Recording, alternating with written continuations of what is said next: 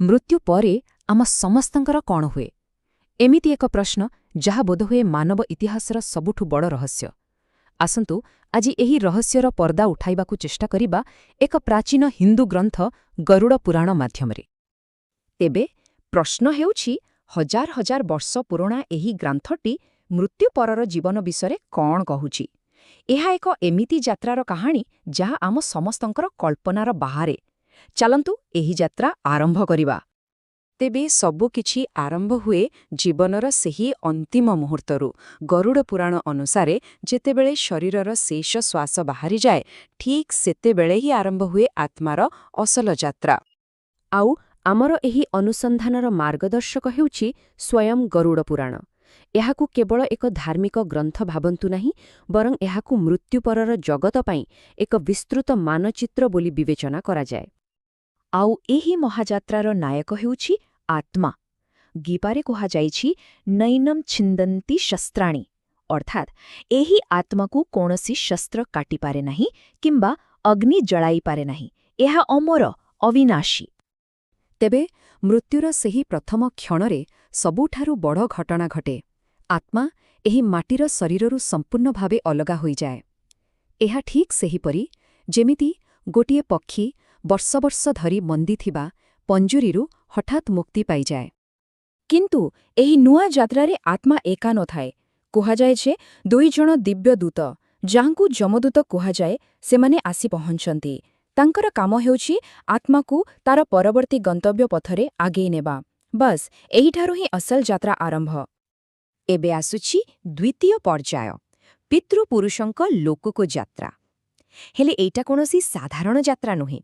ଏହା ଏକ ଲମ୍ବା, କଠିନ ଏବଂ ଆହ୍ୱାନରେ ଭରା ଏକ ଯାତ୍ରା। ଏ ଯାତ୍ରା କେତେ ସମୟରେ ଜାଣନ୍ତି? ଦିନେ କି 2 ଦିନ ନୁହେଁ, ପୁରା 365 ଦିନ। ହଁ, ଗରୁଡ଼ ପୁରାଣ ଅନୁସାରେ ଆତ୍ମାକୁ ତାର ଗନ୍ତବ୍ୟସ୍ଥଳରେ ପହଞ୍ଚିବାକୁ ପୁରା ଗୋଟିଏ ବର୍ଷ ସମୟ ଲାଗିଯାଏ। ତେବେ ଏହି ବର୍ଷକର ଲମ୍ବା ଯାତ୍ରାକୁ ଆମେ ମୋଟାମୋଟି 4ଟି ଭାଗରେ ବିଛିପାରିବା। ପ୍ରଥମେ ଯମଦୂତଙ୍କ ମାର୍ଗଦର୍ଶନ, ତାପରେ ରାସ୍ତାରେ ଆସୁଥିବା ଅନେକ ବାଧାବିଘ୍ନକୁ ପାର କରିବା, ଆଉ ଶେଷରେ ଯାଇ ନ୍ୟାୟ ସଭାରେ ପହଞ୍ଚିବା। ଏହି ଯାତ୍ରା କେତେ କଠିନ ତାର ଗୋଟିଏ ଛୋଟ ଉଦାହରଣ ଶୁଣନ୍ତୁ। ଗ୍ରନ୍ଥରେ ବର୍ଣ୍ଣନା ଅଛି ଯେ ଆତ୍ମାକୁ ବୈତରଣୀ ନାମକ ଏକ ଭୟଙ୍କର ନଦୀ ପାର କରିବାକୁ ପଡ଼େ। ଏହା କେବଳ ଏକ ପରୀକ୍ଷା ନୁହେଁ, ବରଂ ଜୀବନକାଳରେ କରାଯାଇଥିବା କର୍ମର ପ୍ରତିଫଳନ ବୋଲି କୁହାଯାଏ। ତାହେଲେ ପ୍ରଶ୍ନ ଉଠୁଛି, ଏହି କଠିନ ଯାତ୍ରାରେ ଆତ୍ମାକୁ ଶକ୍ତି ଆଉ ସାହସ ମିଳେ କେଉଁଠୁ? ବିଶ୍ୱାସ କରାଯାଏ ଯେ ପୃଥିବୀରେ ତାର ପରିବାର ଲୋକେ ଯେଉଁ ପିଣ୍ଡଦାନ, ଶ୍ରାଦ୍ଧ ଆଦି କର୍ମ କରନ୍ତି, ସେଥିରୁ ହିଁ ଆତ୍ମାକୁ ପୋଷଣ ମିଳିଥାଏ। ବର୍ଷକର କଠିନ ଯାତ୍ରା ପରେ ଆସେ ସେହି ନିର୍ଣ୍ଣାୟକ ମୁହୂର୍ତ୍ତ, ତୃତୀୟ ପର୍ଯ୍ୟାୟନ, ଅନ୍ତିମ ବିଚାର।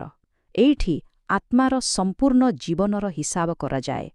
ଏହା ହେଉଛି ବ୍ରହ୍ମାଣ୍ଡୀୟ ନ୍ୟାୟର ସମୟ।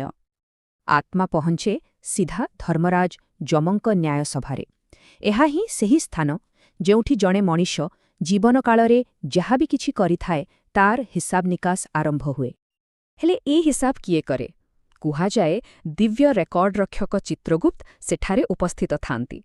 ତାଙ୍କ ପାଖରେ ଆମ ଜୀବନର ପ୍ରତିଟି ମୁହୂର୍ତ୍ତର, ପ୍ରତିଟି ଭଲମନ୍ଦ କର୍ମର ସମ୍ପୂର୍ଣ୍ଣ ଲେଖା ରହିଥାଏ। ସେଠାରେ କିଛି ବି ଲୁଚାଇ ହୁଏ ନାହିଁ। ଏହାପରେ ସେହି ସବୁ କର୍ମକୁ ଗୋଟିଏ ବ୍ରହ୍ମାଣ୍ଡୀୟ ତରାଜୁରେ ତୋଲାଯାଏ। ଗୋଟିଏ ପଟେ ରହେ ପୁଣ୍ୟ, ଅର୍ଥାତ୍ ଆମର ଭଲ କାମ, ଆଉ ଅନ୍ୟପଟେ ରହେ ପାପ, ଅର୍ଥାତ୍ ଖରାପ କାମ। ଏହି ତରାଜୁ ହିଁ ନିଷ୍ପତ୍ତି କରେ ଯେ ଆତ୍ମାର ଭାଗ୍ୟରେ ଆଗକୁ କ'ଣ ଅଛି। ତେବେ ଏହି ମହାବିଚାର ପରେ କ'ଣ ହୁଏ? ଆସନ୍ତୁ ଦେଖିବା ଚତୁର୍ଥ ପର୍ଯ୍ୟାୟ, ପୁରସ୍କାର ଏବଂ ଦଣ୍ଡ। ଆତ୍ମା ଶେଷରେ କୁଆଡ଼େ ଯାଏ? ଏହିଠାରେ କର୍ମର ସିଦ୍ଧାନ୍ତ ସମ୍ପୂର୍ଣ୍ଣ ସ୍ପଷ୍ଟ ହୋଇଯାଏ। ଯେମିତି ଆମ୍ବ ମଞ୍ଜିରୁ ଆମ୍ବଗଛ ହିଁ ହେବ, ଠିକ୍ ସେହିପରି ଆମର କର୍ମ ହିଁ ଆମର ଭବିଷ୍ୟତର ରାସ୍ତା ତିଆରି କରେ। ଆତ୍ମାର ଭାଗ୍ୟ ତାର ନିଜ ହାତରେ, ତାର ନିଜ କର୍ମରେ ହିଁ ଥାଏ। ଫଳସ୍ୱରୂପ ଆତ୍ମାକୁ ସ୍ୱର୍ଗ କିମ୍ବା ନର୍କ ମିଳେ। କିନ୍ତୁ ମଜାର କଥା ହେଉଛି, ଗରୁଡ଼ ପୁରାଣ ଅନୁସାରେ ଏହି 2ଟି ଯାକ ସ୍ଥାନ ଅସ୍ଥାୟୀ। ଏଗୁଡ଼ିକ କେବଳ କର୍ମଫଳ ଭୋଗିବା ପାଇଁ ଏକ ଅସ୍ଥାୟୀ ଠିକଣା, ଚିରସ୍ଥାୟୀ ଘର ନୁହେଁ। ଯେମିତିକି ଦାନ ଧର୍ମ ଭଳି ପୁଣ୍ୟ କାମ ଆତ୍ମାକୁ ସୁଖ ଆଡ଼କୁ ନେଇଯାଏ, ଆଉ ଛଳନା, ହିଂସା କିମ୍ବା ଅନ୍ୟକୁ କଷ୍ଟ ଦେବା ଭଳି ପାପ କାମ ଆତ୍ମାକୁ ଯନ୍ତ୍ରଣା ଆଡ଼କୁ ଠେଲିଦିଏ।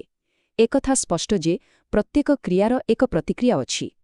ତାହେଲେ ଯଦି ସ୍ୱର୍ଗ ଆଉ ନର୍କ ଶେଷ ଗନ୍ତବ୍ୟ ନୁହେଁ, ତେବେ ଯାତ୍ରାର ଅନ୍ତ କେଉଁଠି? ଏବେ ଆସୁଛି ସବୁଠାରୁ ଗଭୀର ରହସ୍ୟ, ପଞ୍ଚମ ପର୍ଯ୍ୟାୟ, ମହାନ ବ୍ରହ୍ମାଣ୍ଡୀୟ ଚକ୍ର। ନିଜର କର୍ମଫଳ ଭୋଗିସାରିବା ପରେ ଆତ୍ମା ପୁଣି ଥରେ ଏହି ପୃଥିବୀକୁ ଫେରିଆସେ। ଏକ ନୂଆ ଶରୀରରେ ଏକ ନୂଆ ଜନ୍ମ ନିଏ।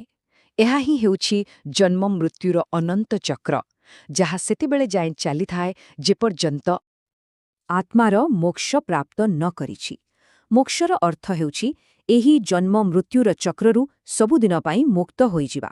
ଏହି ଦର୍ଶନ ଅନୁସାରେ ଏହା ହିଁ ଜୀବନର ସର୍ବୋଚ୍ଚ ଲକ୍ଷ୍ୟ। ତେଣୁ ଏ ସମ୍ପୂର୍ଣ୍ଣ ଆଲୋଚନାର ସାରାଂଶ କ'ଣ? ଲକ୍ଷ୍ୟ କେବଳ ଭଲ କର୍ମ କରି ସ୍ୱର୍ଗ ଯିବା ନୁହେଁ, ବରଂ କର୍ମ ଏବଂ ତାର ଫଳର ଏହି ବନ୍ଧନରୁ ହିଁ ସମ୍ପୂର୍ଣ୍ଣ ଭାବେ ମୁକ୍ତ ହୋଇଯିବା। ତେବେ ଶେଷରେ ଏହି ଗୋଟିଏ ପ୍ରଶ୍ନ ସହିତ ଆପଣମାନଙ୍କୁ ଛାଡ଼ିଯାଉଛି, ଜୀବନର ପ୍ରକୃତ ଲକ୍ଷ୍ୟ କ'ଣ? ଏହି ଜନ୍ମମୃତ୍ୟୁର ଖେଳକୁ ଜିତିବା, ନା ଏହି ଖେଳରୁ ହିଁ ସବୁଦିନ ପାଇଁ ବାହାରିଯିବା? ଏହି ବିଷୟରେ ନିଶ୍ଚୟ ଭାବିବେ। ଆଜି ପାଇଁ ଏତିକି। ଧନ୍ୟବାଦ।